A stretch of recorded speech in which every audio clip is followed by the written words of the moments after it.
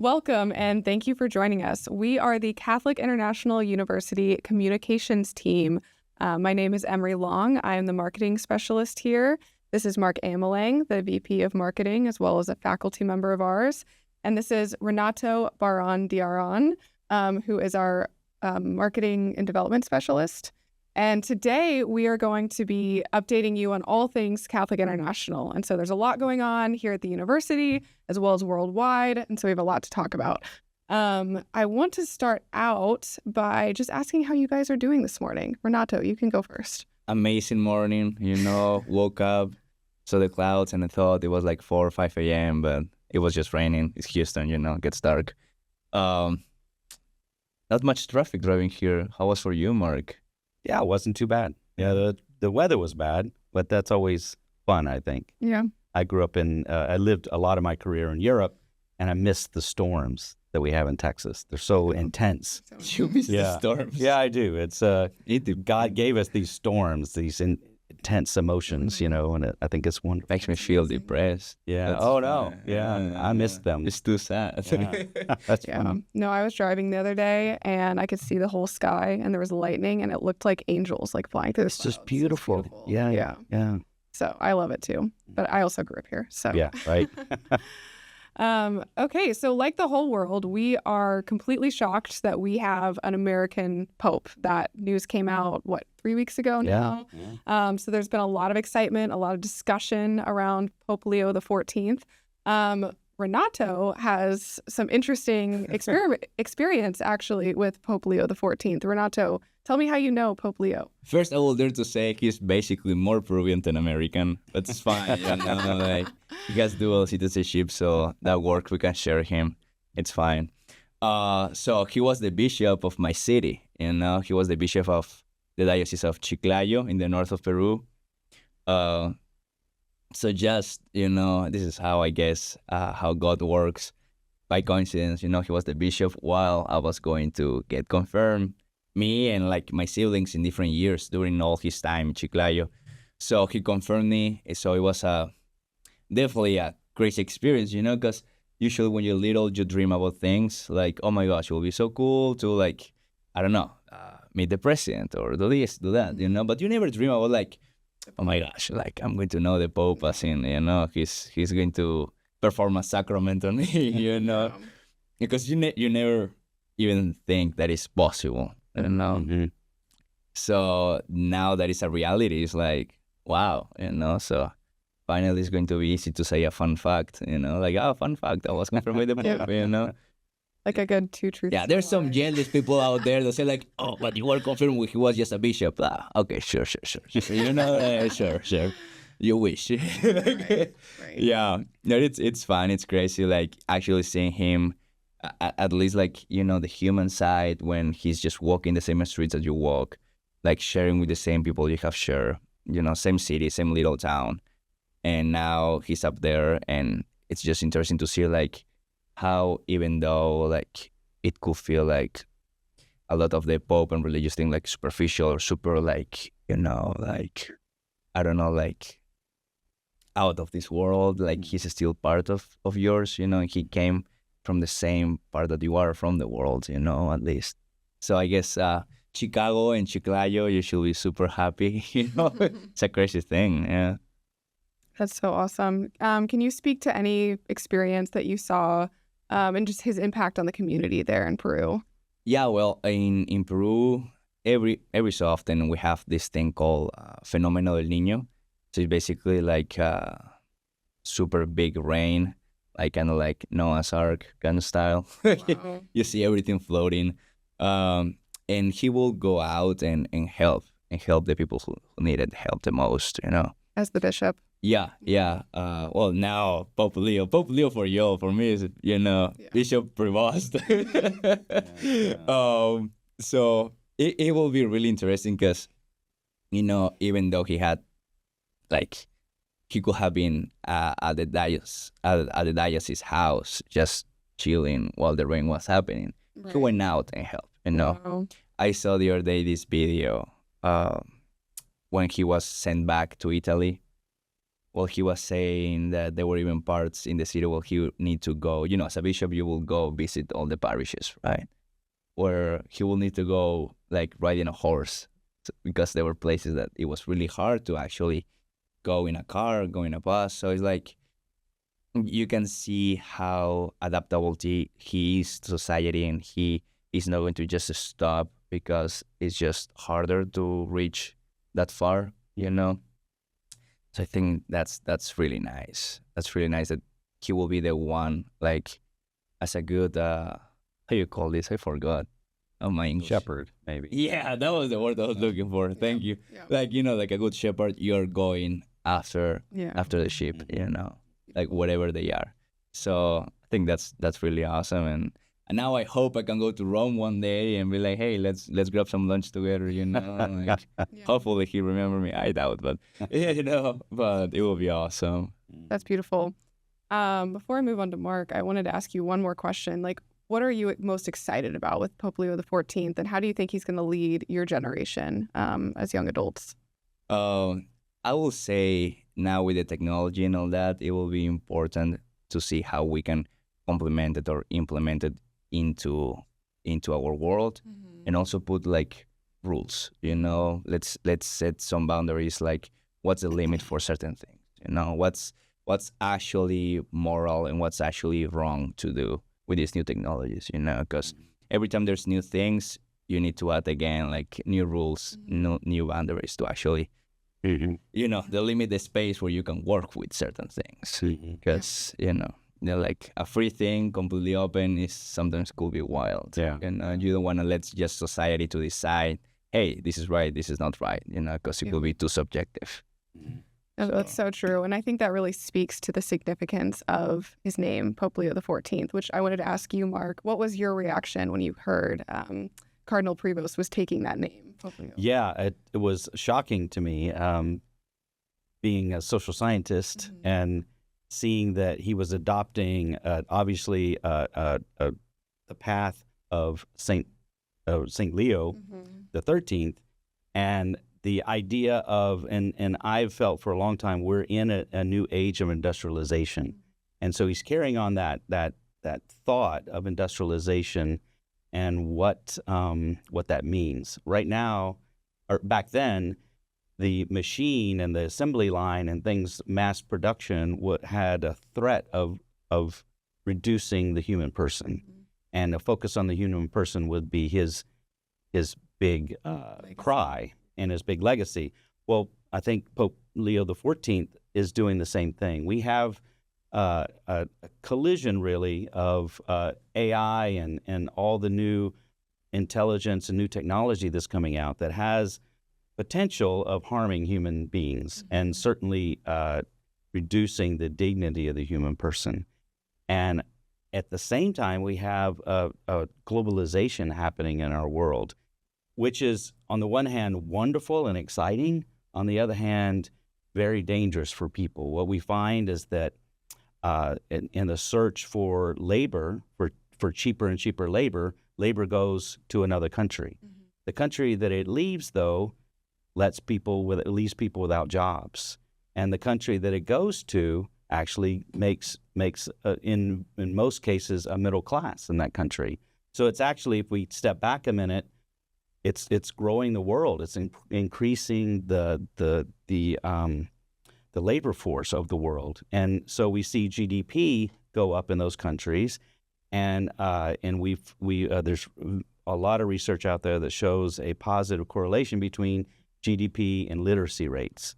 So as we get a middle class and we get higher GDP, we get more education and more literacy. So it's exciting on the one hand, but what happens to the country that is left without jobs and they have to retrain? Some people are old enough or young enough that they can. Some people are old enough that they have trouble doing that. So there's that human element that we need to address. The other side is that we found that when a country loses, so they're on the back end of a globalization effect, then those jobs that are left are higher in skills. So we see that the minimum skill level in countries that are the previous wave of globalization have a higher threshold, and so education becomes key. And I think that's what Catholic International is all about, is this idea of educating the masses. Right. And we've got to get out there in the four corners of the world and educate people to be able to take advantage of these jobs. Yeah, I think as you were talking, I recognized two major themes in our mission here at Catholic International. One of them being bringing education to those who may not have it otherwise, without our ability to go international and be online and offer that education from the heart of the church, but also a liberal arts education, right? Because a liberal arts education trains you how to think critically and how to grow. And because the job markets are changing every few years, it's not the way it used to be where you can learn a skill and then just do that for the rest of your life, wherever it is that you live. But let's talk about the first line that I mentioned first, that first theme, which is bringing education to those who wouldn't have it otherwise. And so you created a partnership in Belize, and that's a big initiative that we're focusing on right now. So could you talk a little bit about that? Oh, I'd love to, yeah.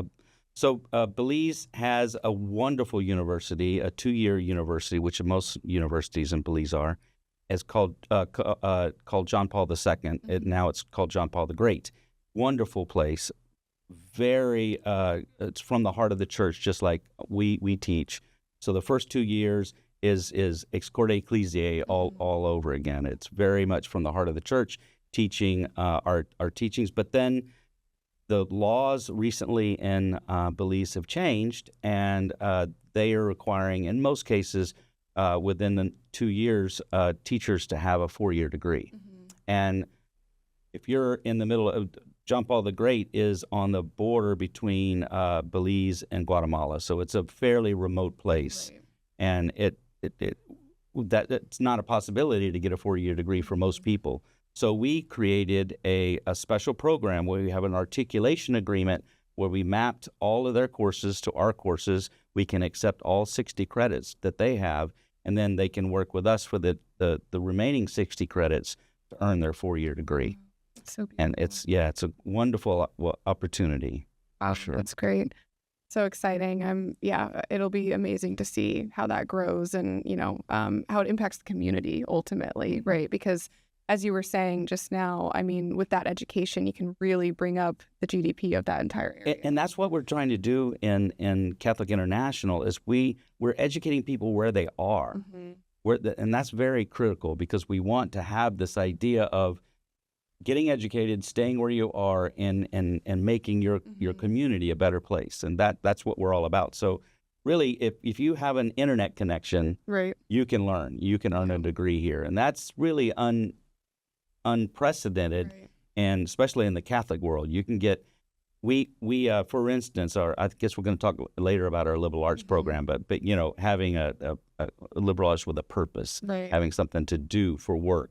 So it's not just theoretical; it's all practical as well. Yeah, we can talk about that, and then we can circle back to Pope Leo. But we are right in the process of launching our Bachelor of Arts in liberal arts, in which you can minor in a few different skill sets: business, education, philosophy, theology, history, etc. And it's extremely exciting, and it's a little bit different than your normal liberal arts program. So maybe speak to that a little bit. What makes it it is. What we're trying to do is tell, well, for instance, and when I teach an entry-level class in college, I always remind students that we're not going to teach you anything about a job that you're going to have when you're my age, because they don't exist yet. Yep. We didn't teach anyone how to develop a cell phone. So nobody went to college to learn how to develop a cell phone, yet the cell phone is taking over the world. So it's interesting that we have to look ahead and understand that that's the reality. So what you need to do is learn how to learn. And we learn how to learn from the heart of the church. And what that does is that we have at our core the dignity of the human person, and then we have the way that you can engage the world around you. And then we teach you something like business or education or theology or philosophy if you really want to hone in on something specific. So it's liberal arts with a God-given purpose through the heart of the church, and also a practical purpose, a work the dignity of the worker is St. Joseph is the best example of that. And so teaching something tangible, something that you can do. We have a minor in business. We have a minor in education. You can go out and be a teacher. There's all kinds of things you can do that's practical. Yeah. No, that's so exciting. And I think one of the most special pieces about that program and really all of our programs is the mentorship aspect as well. You're a faculty member. We have other incredible faculty members that have so much experience firsthand in whatever it is that skill set that their training is in, and they're right there with the students, walking them through those courses and then also helping them as they may be working a job, because I know a lot of our students are non-traditional students. They have a job already. Sometimes they already have a family. And then we also have traditional students as well. And I think that mentorship is so amazing. I know one thing I've heard you say a lot is learn today, use tomorrow. Right. That's a big thing. And the way that we teach in the business world, we want to teach you things that you can go out and use right away, And we believe in our students. We're there for them. We teach them. We mentor them. But I get calls. I got a call recently. Dr. Emmeling, I have a meeting with the CEO tomorrow. And it was about tankers or some kind of buried tanks or whatever in marketing. And what do you think? What kind of angle could I do? And so I'm helping her strategize her meeting with her CEO. And she did great. And she wrote me back and said, "Thank you so much. I got the proposal approved." And so we're there for students forever, really. Yeah, our jobs are always changing, and so learning how to think is so important. But then also just the human flourishing of it, right? It's as human beings, we are not called to a utilitarian role. Like we are called to flourish and to be who God is calling us to be, and we can only do that through studying history, theology, the great books, all of these pieces of the world, all these true, good, and beautiful things that God has called us to. First and foremost, we embrace the world around us. Yes. We embrace it from our own perspective, and that perspective is honed through the liberal arts. That's very key in the way we believe in approaching education. Yeah. And I myself received a liberal arts education, and then my master's degree was research-based, and that teaching me how to think and teaching me how to research and how to learn. I've worked in so many different fields now and gained so many different experiences in so many different ways. And it's been beautiful to have that opportunity and that confidence, I think, to take on the world around me. Awesome. So to circle back to Pope Leo, one of the big pieces that I don't know that he's necessarily addressed at this point, but I know a lot of people are anticipating is his approach to human-centered AI. How do we take the technological revolution that we're in and refocus it, not to stop it, but to make sure that we're not diminishing the dignity of the human person. That was something that Pope Francis, I know that, what was it called? Antiqua et Nova came out a few months ago, and that was a big conversation here at Catholic International. The prudent development of AI is a big focus here at Catholic International. Mark, why don't you speak a little bit to that? And that's why we developed our AI program. It's emerging technologies, but from the human person perspective. The idea is there's a lot going on technology-wise of creating AI. And what we're all about is the applications that we create from AI. Let's make them responsible to the human person. Right. So the idea is all around this.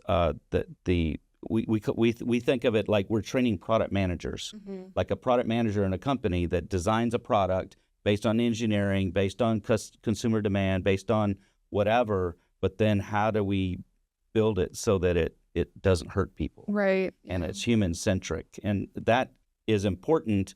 But there's not many people teaching that part. So it's amazing. We've seen outreach from very educated people already with PhDs, some already in the AI world, that really want that training. They feel like they're missing that piece. And so I think the Pope was really made a huge step in saying that this is a priority for the church.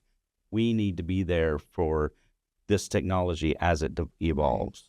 Yeah, I think a lot of people are hesitant to dive into this field because they think, oh, maybe this is going to stop our progress. But the way I like to think about it is just thinking, about our faith in the hand of God in the course of history, and that what is good and true and beautiful will flourish, right? And so if we are honoring and stewarding these gifts that he's given us, this ability to create amazing technologies, it will flourish in the end. And I think that's really the focus of Catholic International. It's fascinating when you look at the person, the chair of the department that at Catholic International, spent his whole career in a Fortune 100 technology company, Wow. and now he's focused on this AI, human person AI. And when we were first evolving and creating the website, since we're marketing and communications, it was very interesting to see his focus. He said, "No, I don't." I said, "Well, okay, what level of engineer do you need?" He said, No. We're going to train engineers, and we need philosophers and theologists to come in. We want both sides because both sides are necessary to solve the problems that we're talking about." Right. Fascinating. Yeah. Yeah. We need both elements of that discussion. I think that's so important. One quote from Antiqua et Nova that I just love is that the church embraces what is new when it serves what is true. And I think that really speaks to the mission of Catholic International because, we've been online since 2000. I mean, that's 25 years. And so we've always been on the cusp of, where is God calling us to go next and what are the tools he's calling us to use? And we're not afraid of that. But at the same time, we are focusing on, okay, how do we embrace the truth in this? Our mission is to bring education from the heart of the church everywhere, right? And so we can use those new tools and not be afraid of that as long as we're stewarding it well. Exactly.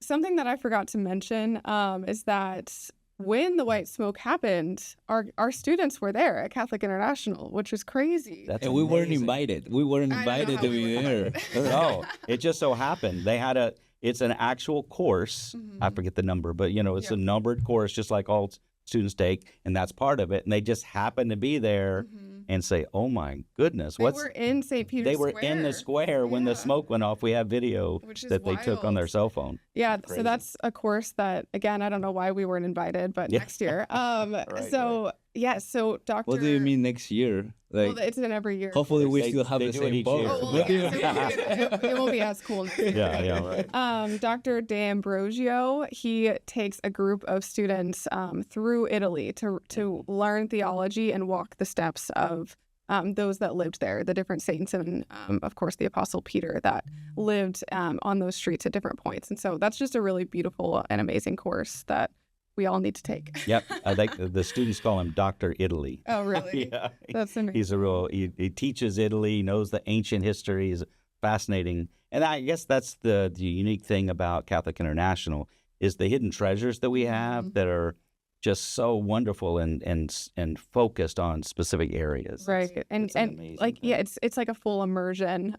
I completely agree. I think of our course in Catholic bioethics as well. It's called Catholic Healthcare Ethics, and it's actually done by the National Catholic Bioethics Center, which is amazing. And so we really get the professionals in these fields, and we're able to do that because we're fully online. I mean, we have, one of the directors of our program lives in Portugal, which is amazing. So we don't have that geographical constraints, which is really beautiful.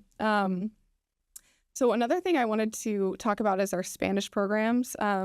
Renato, you're from Peru, and so you sought out an American education and a Catholic education as well. Maybe you can speak a little bit to what that can do for people that maybe live in different countries, and why do they seek out these kinds of education? Yeah, definitely. Like, thanks God, there's Catholics everywhere. So it works with the word Catholic, Yes. so we're completely universal. And again, thanks to internet and to all these technologies, we are able to bring education anywhere. Now, you just need to give them a laptop, internet, and a lot of willing to learn, because it doesn't matter how many tools, without willing, it's going to be impossible for people to actually develop and learn, right?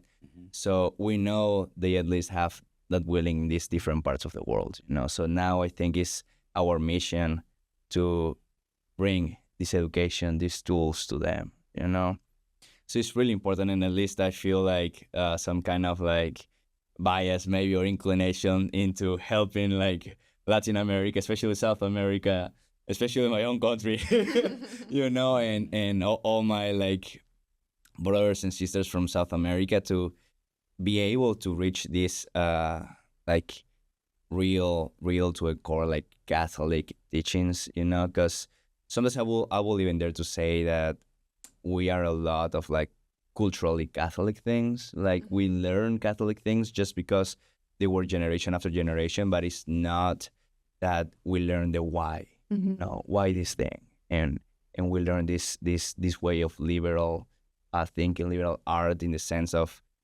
how this is happening, why this is wrong, why this is right. What's telling me that I should do this? What's telling me that I should stop doing this? Because the issues that we're so trained usually in different countries, culturally or whatever you want to call it, to think I just need to do this or do that because my mom says so, because God says that it's wrong. That sometimes in the long term is like, why am I still doing this? Mom is not here to tell me it's wrong, So if we are able to always bring like logic, fundaments, statements with truth, and love, it's going to be real easy to change the world, to improve the world, because in the moment you can give somebody the tool to actually think by themselves what's right and what's wrong, you need to repeat it again to them. You need to keep telling them like, hey, you shouldn't do this, you shouldn't do that, because they already know the answer. So now that we have these Spanish programs, it's going to be amazing because we're opening these doors to many, many people. Like the second more spoken language here in America is Spanish now. So we're talking basically about the whole continent. There's less than 10 countries that speak other language besides Spanish in this continent.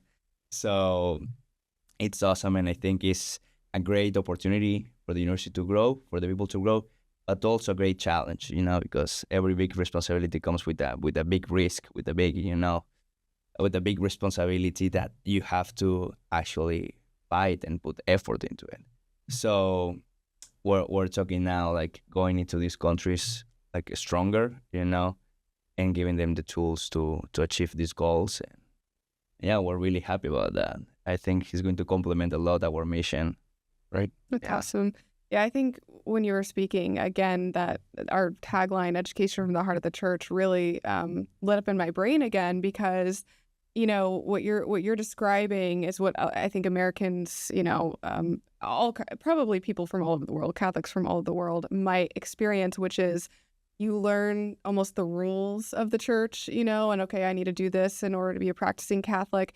But a lot of people aren't given the gift of the beauty of the church and the heart of the church and what is true, good, and beautiful. And I think that is the beauty of studying an education that has theology, if not an education of theology itself, is that you get to really dive into the great works and the beauty that others have defined, right, in words, and just explore that and maybe add to it at some point. And so I think that really is our mission, is, how can we bring the heart of the church to these people so that they don't fall into that that mindset of, okay, I just got to check off this list. One of the issues that we find is the access to education and the expense of it all. We compete in a U.S. market here. When you go to some Latin American countries, it's hard to afford.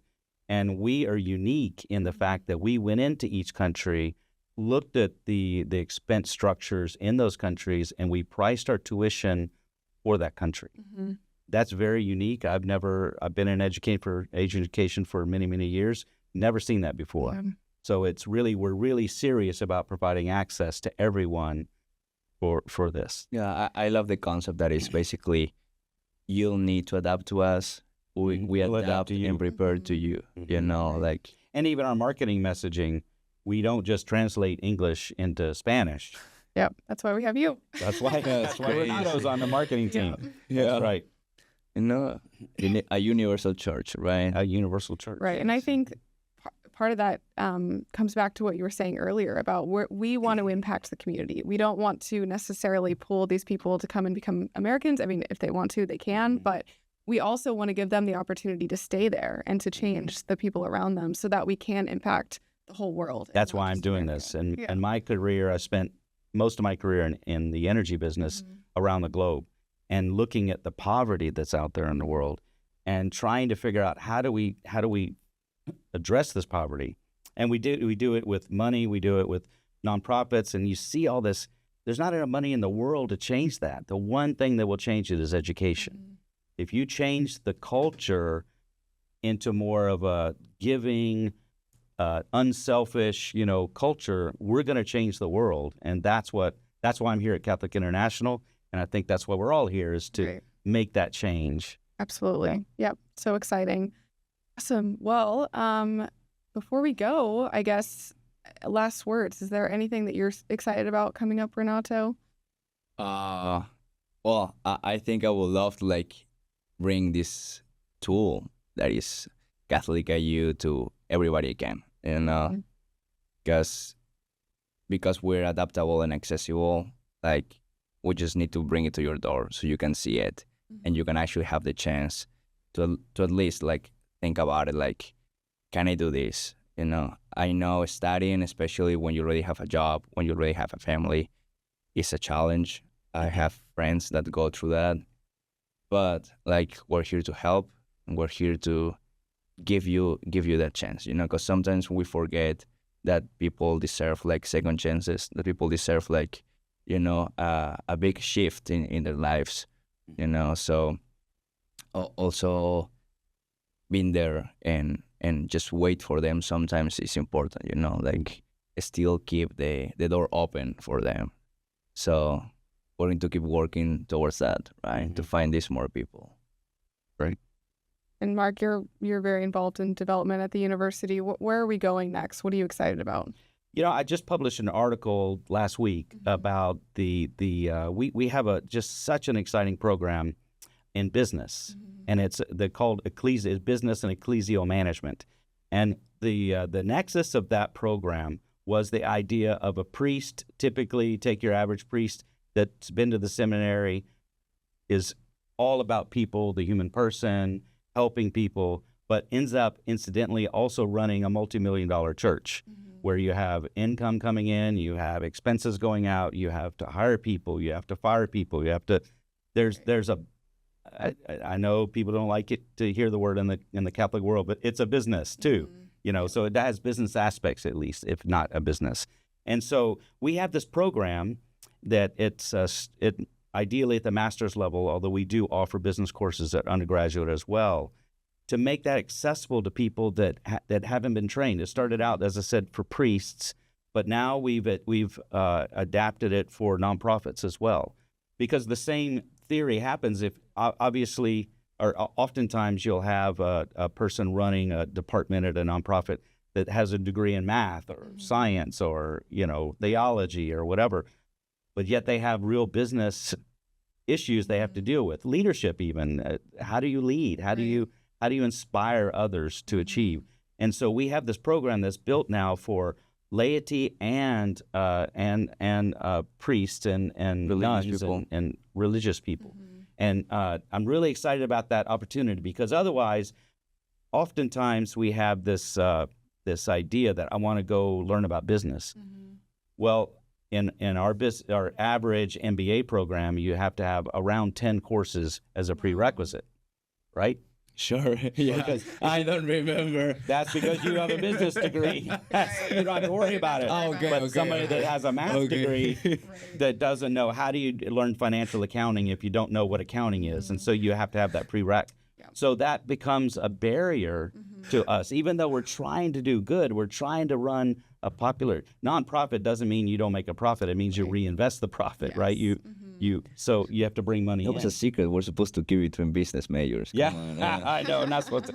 But anyway, so we're trying to we are now making business education available to everyone with no prerequisites. Right. And that's really powerful. I think it's so powerful. I mean, I went to a Newman Guide University myself and studied theology, and so many of my classmates went to the nonprofit world, and they have come back to me and told me how dysfunctional it can be. And it's really sad, because the heart is there for them and for those who work above them, etc.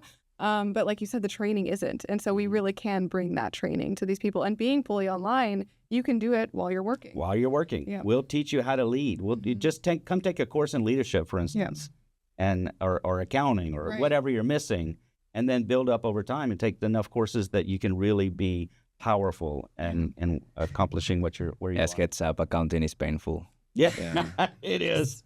I agree. Warning, fair warning. Yeah. Awesome. Great. Well, this has been amazing. I think it's been beautiful to share all of the updates. You know, we talk about these things all the time, every day, but most people, whether you're a friend of Catholic International or you're just hearing about Catholic International now, you may not know about any of these things that are going on in these conversations we're having. And so it's great to have this in the public space and get to share this with the community. It is. It's a real blessing. Yeah. Thank you so much for having us, hosting this, Emily. Thank you. Well, we will be back soon. This will become a consistent conversation. And so we're hoping once a month. We will see. But thank you so much for joining. God willing. God willing. Yes.